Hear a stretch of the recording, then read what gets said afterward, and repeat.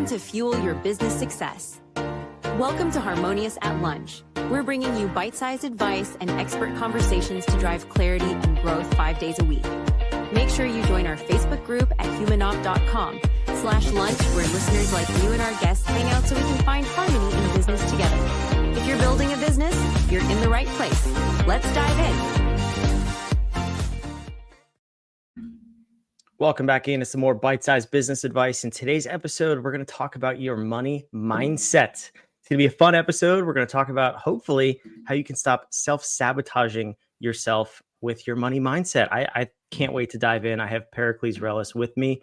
Welcome to the show, and thank you for being here. Brandon, thanks for having me. It's a pleasure to be here. This is such a fiery topic with people. Money, isn't it? What happens when you tell people what you do and what you talk about? What's their reactions like? They're instantly enthralled. They're like, really? What? And you can see it on their face. It's like a kid when you talk to them about Christmas or, a special holiday, they are interested. But then when you start to look at the source of the work that I do, which is your mindset, how you impact things, suddenly it's like, oh, I have to look at myself. I have to, and then we start doing this just a little bit. So it's always an interesting dynamic of when people ask me what I do. Yeah, it's great to talk about other people and their money mindset. That's fantastic. Don't you dare turn that mirror around on me. Yes, exactly right. And that's the world that I live in, really. And that's what I create with my clients, is that everything we do, especially our relationship with money, is a mirror of our relationship with ourselves and the world around us. And when we start to see that, we can start to make real changes in the way we operate on our business level and our personal level and our mindset in terms of money level. And suddenly things just really start to sing. Yeah, so let's dive in here, because we have an audience of business owners, entrepreneurs, executives, and a lot of them have been in business for a long time.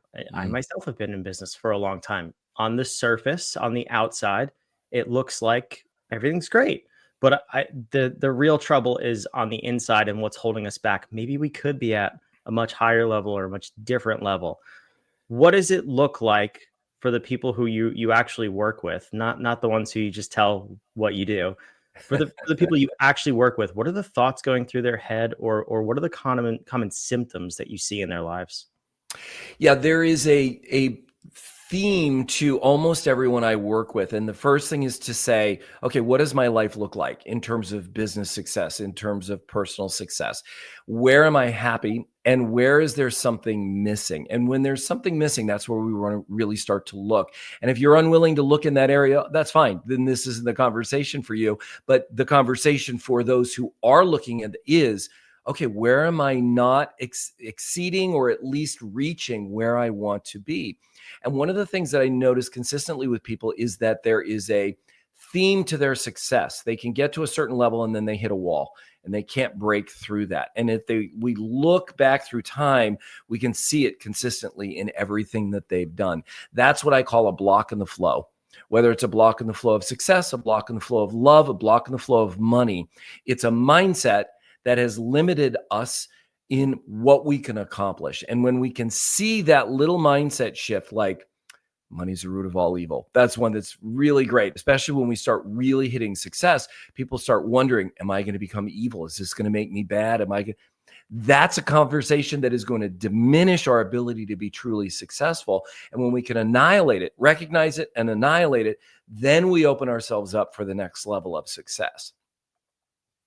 I like it. So what's an example of that showing up? I'm thinking, if someone starts, let's say 4 businesses and all of them get to 10 employees or $1 million in revenue, like, is that a pattern, or how do you extrapolate that pattern to maybe something in their personal life or their love life?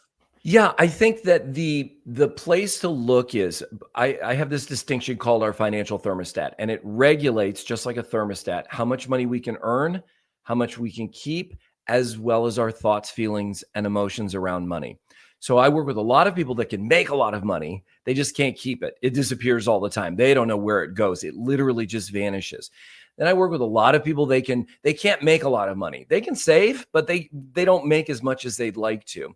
And I work with people that make a lot, save a lot, but they're not fulfilled and they're not satisfied. And that's where we want to start to look. If you're unfulfilled in your life, but you've got all this success, then you're on a hamster wheel where you're generally, if I make this much, if I get my business to this level, if I have this many employees, then everything will be great. Well, we're looking outward for that sense of fulfillment and satisfaction. And that's not where it comes from. And that hamster wheel will just run faster and faster and drive ourselves into the ground. And we see it all the time with business owners who are hugely successful. You and I would look at them and say, oh my gosh, it's amazing. But then you step into their world and they're miserable.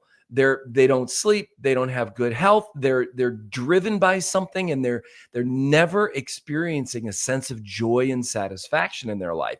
That's that financial thermostat regulating their experience around their success. So when we can notice it and then alter it, suddenly we start to have satisfaction. And this is where the real cool part comes in. Like, I'm actually satisfied and fulfilled right now where I am. I don't need more money. I don't need more success. I don't need to expand my business. I actually have it right now. Then it becomes a game about, where do I want to take my business next? I'm not driven by that thing that I've not distinguished.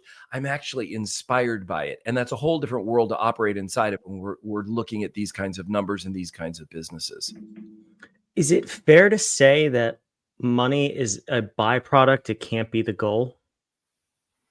Yes, it's absolutely fair to say that, because 99% of the people I work with think money's going to provide them with joy. It's going to provide them with happiness. It's going to provide them with security. None of those things are true. I have worked with, on the list, billionaires, and I have seen no sense of security, no sense of fulfillment, no sense of joy. Now, on the flip side, I've worked with people that have that kind of money and they have all of those things. And I've worked with people with very little money who have all of those things. So it isn't a function of the money. Joy and happiness comes from within. The more money we have, the more we can amplify that joy and happiness. So money simply amplifies who we are. If you're a jerk, you're going to get more money. You're just going to be a bigger jerk. If you're magnanimous and you're joyful and you're happy and you love people and love life, it's going to amplify that. So it is literally a byproduct of who we truly are. And if we enjoy making it, and then enjoy spending it as well. Enjoy sharing it. Enjoy all there is to enjoy as a result of being happy from within and the success that you have. Yeah, I like this. So if we've talked about discovering sort of where those blind spots are. How do you start to reprogram them? I imagine that's a difficult process. It could be baked in over decades or who knows, generations. Yeah, and it's very much like any addiction, and exactly like an addiction. We don't realize necessarily that it's there, but the great analogy I like to use is, how do you stop smoking? Well, stop putting cigarettes in your mouth. It's that simple. I mean, it literally, in the physical act, is that simple.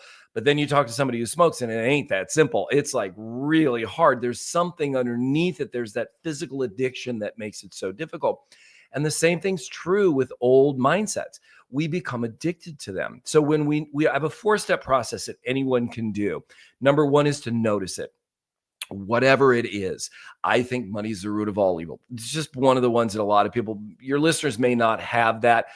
Maybe it's, I can't be satisfied until I have X success. Like, I can't be satisfied until I have X success. That's a really good one in this context. So notice it and just own it. Oh, wow, there's that conversation. I've had it for 30 years, 40 years, however long it's been. Number one. Number two, this is the hard one. You got to let it go.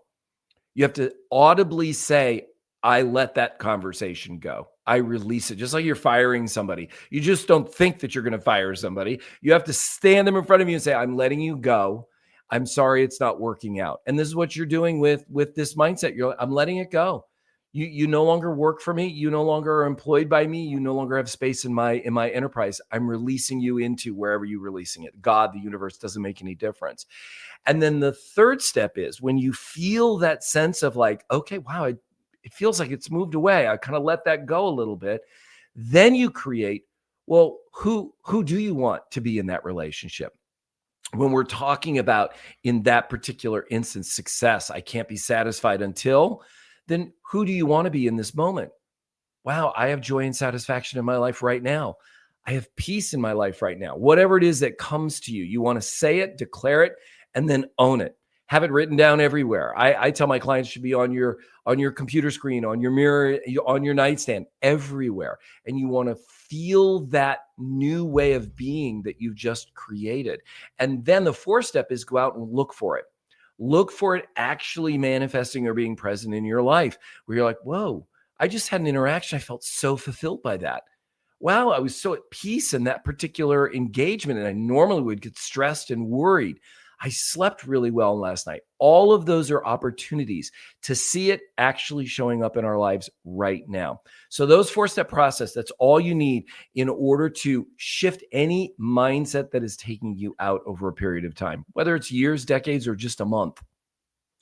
Yeah, so I imagine the letting go is probably one that just trips people up. How long does it typically take your clients to truly let something go where they're noticing, oh, maybe I have to pay an invoice for my company or whatever, and Right. it's, I don't know, 5, Yeah. 6, 7 figures. Normally I would Right. panic, and now there's a little panic, but there's not no panic. Like, Right. what's the Right. level of time? Well, I think I've had people, it's literally instantly worked. We've done the 4-step process together, and suddenly they can feel the shift. And the next time I speak to them, they're like, Pericles, from the moment I got off the phone with you, everything has shifted.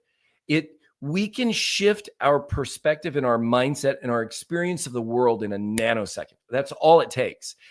The manifestation of everything can take a little bit of time. The actual showing up in our lives might take some time. But from that moment forward, everything we see is through that lens. And it's kind of like, if you think about a business owner, is I have an idea and I'm making this idea happen. Everything they do is through that lens of success. That lens of this shall be no matter what. We look at somebody like Jeff Bezos, in the original picture of him in Amazon in his garage where it's printed on a dot matrix poster, right? He had this vision and he saw everything through that vision. Now, anything that showed up that was contradictory to that vision were just mindset issues. And the faster we can deal with them, the more we get back to that vision. And so it can be instantaneous where we can see results in our experience of life. Does that come from the third step where you say you recommend your clients actually writing it down and reminding themselves? Because it's so easy to get Yes. back in that past Yes. lens, right? Yes. And it will show up. It will continue to show up. So we've got the science of it, which are neural pathways. Yeah. We've got trillions of neural pathways in our brains. And we've been firing and wiring these neural pathways, whatever that is, where I need X to have success or feel successful.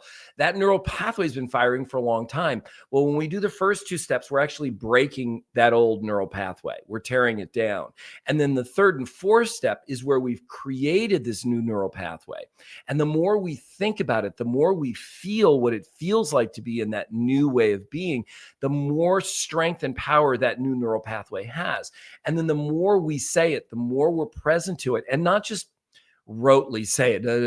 You got to feel it, really visualize it and experience it. The more powerful that new neural pathway becomes, and the weaker the old neural pathway will become, and the less frequent it will fire off. It will still fire off, but start step 1, 2, 3, and 4 again. It's all you have to do is consistently do that. We live in a world created by the thoughts we think, the actions we take, and the words that we speak. It's that simple. It really is that simple. I'm curious on the backside then, after somebody goes through this and they really commit to it, what are some of the things your clients have experienced that maybe they weren't anticipating or they weren't ready for? I think overall, people have this sense of calm and peace in their life that they never experienced before. It's kind of like taking care of an elderly parent where you're providing 24 care. And it's happened gradually over, like the frog in the hot water. We put a frog in cold water and slowly turn up the heat. We don't realize how hot it's getting. And then all of a sudden it shifts. We get out of the water and we realize, oh my gosh, I didn't realize how much I stressed about money, how much I stressed and worried about success. I realize now I have everything that I've needed, everything I've ever wanted. I have it right now. Does that mean I don't want more? Absolutely not. It just means I have the experience of being fulfilled right now. And that is priceless. People have that sense of joy and happiness and fulfillment in their lives. Life becomes such an adventure from that moment forward. And we see things like, oftentimes, I'll use Bill Gates as an example. I don't know what his business life was like, but he's living the life of his dreams now. On the other side of whatever it is he's created, he's now just going throughout the world and making a difference. And if he did that while he was building his business, that's great. But he may not have been. He may have been driven. He may have been suffering. He may have been all of that. Well, what if we weren't suffering in any way ever, and we were just experiencing joy and happiness as we deal with whatever there is to deal with, the breakdowns, the successes, the wins, the losses? It doesn't ever diminish who we are right here. I think there's this misconception too. I think Bill Gates is a great example. I also don't know what he was like during his career, but people always think they have to choose career success, business success, or enjoyment. And I think you can definitely have both, but do you find that with people who come to work with you, is they're sacrificing one or the other? And then is it true? Can you really have both at the same time? Yes, it is absolutely true. You can have both at the same time. And the majority of people I work with are in that world of, I don't think I can have it all. I need to just really buckle down. I need to sacrifice everything in order to have this success. And then I will get to wherever. Well, what if and then never comes? What if a bus comes along, right? And we end up in the middle of our lives, it ending, and we never experience the joy and satisfaction that we want. And it gets even bigger when we really start to look at who we are in the world. Are we someone that wants to be known as someone who's kind, someone who's generous, someone who cares about other people? Or are we going to want to be known as someone who's just really, really successful? And we're seeing that fallout in play out many, many different ways. And you can pick whoever you want, but we see people hugely successful going down paths that have nothing to do with their success. And suddenly they're hitting a wall. And it's like, okay, well, what was it all for? Right? Or they're hugely successful businesses, but their employees are suffering. Their employees can't afford to live off the wages they're paying. But these people are billionaires, have multi-billion-dollar companies. Well, is that the kind of person you want to be known as? Somebody who's hugely successful yourself, but you don't share that success with the people who help make it happen. These are the kinds of conversations that we want to start, I say, we want to start having if we want to have that kind of joyful, peaceful, fulfilled life. I love it. So if someone's listening to this right now, they have a business, they have a team, they have maybe a large company, what do you want them to recognize about their thought patterns? And then what do you want them to do about it so that they can experience that joy and hopefully get to that next level in their journey? Yeah. First thing is really distinguish your why. Why are you doing this? And is that why consistent with who you are? If it isn't, get it lined up so that it is consistent with who you are. And then is every action, is every thought that you focus on, is every word that you speak consistent with fulfilling on that why? And if it isn't, adjust it. We've just got to make those adjustments every single day. And small adjustments over time result in huge outcomes at the end of the day, at the end of a week, a month, a year, a quarter, or whatever it is. So focus on your why. Make sure your why is consistent with who you are. And then make sure every action you take is consistent with that why. And that why should include everything. It's not just your business. It's you. Are you taking care of yourself emotionally, physically, spiritually? Are you taking care of the people that you love around you? Are they included in that? Are you bringing them along, as well as the people that work with you and work for you? Is everything moving along consistently with that why? This is absolute gold, Pericles. Thank you so much for coming here. If the listener wants to learn more, they want to dive deeper, where should they go? They can go to periclesrelis.com. Beautiful. I love it. It's on the screen. It's in the show notes down below, wherever you're watching or listening. Pericles, thanks again for being here. Brandon, thank you for having me. It's been a pleasure. And for those of you listening, thanks for coming. Thanks for joining us. This is episode 400 of this show. That's a crazy milestone for me. Thank you guys for subscribing. I appreciate it. Go tell your friends. Let's have more people jump on this bus and continue the party. We'll see you on the next episode of Harmonious at Lunch. Another episode of Harmonious at Lunch in the books. I hope this episode made you think and you grabbed some actionable ideas to propel your business. Don't forget to like, comment your takeaways, and subscribe wherever you're listening so we can help more entrepreneurs just like you achieve harmony in your life and business. For cutting-edge tools that bring clarity to your people and processes, check out humanoff.com to download our app today. See you next time.